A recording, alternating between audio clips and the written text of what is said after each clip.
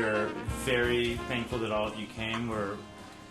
It's an amazing turnout, and I think it's going to be a great night. And we'd like to introduce Bianca Jagger.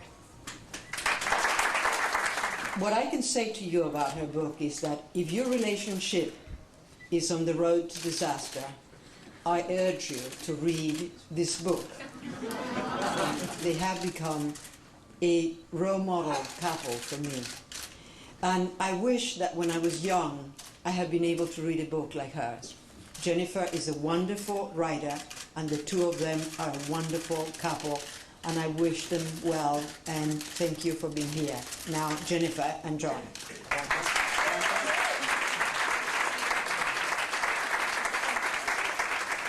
Chapter 2.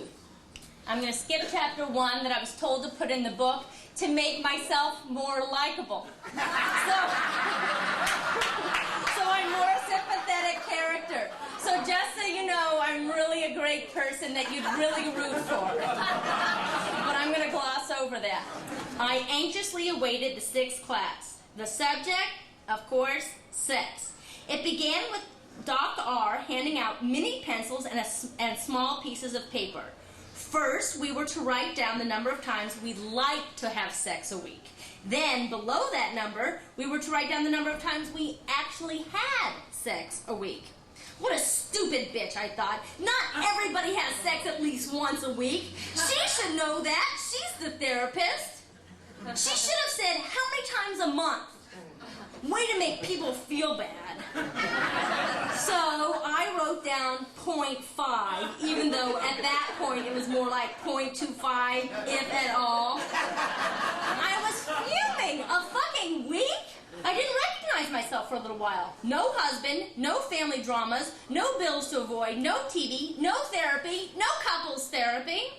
And then there was the drinks room, where I could be found virtually every night for the first 2 or so rainy weeks, hanging out with a small group of writers. I loved that there was a drinks room, and I loved the drinks room. Dark gold velvet upholstery, deep mahogany furniture, oil paintings hung salon style, marble busts, a grand fireplace, and 2 heavy sliding doors to keep the noise inside. Heaven inside of heaven.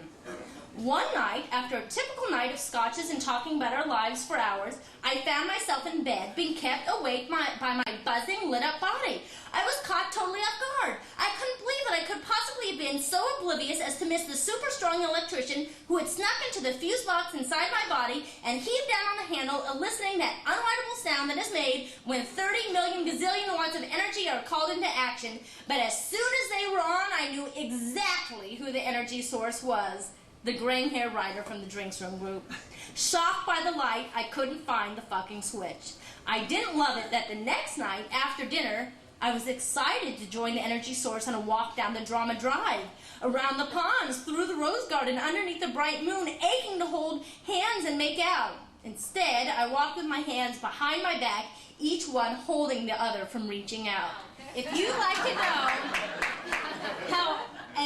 know how I morphed into a woman who feels like she is Carly Simon singing "Nobody Does It Better," makes me feel sad for the rest. Nobody does it half as good as John. Baby, baby, he's the best. Then buy my book, bring it up, and I'll sign it for you.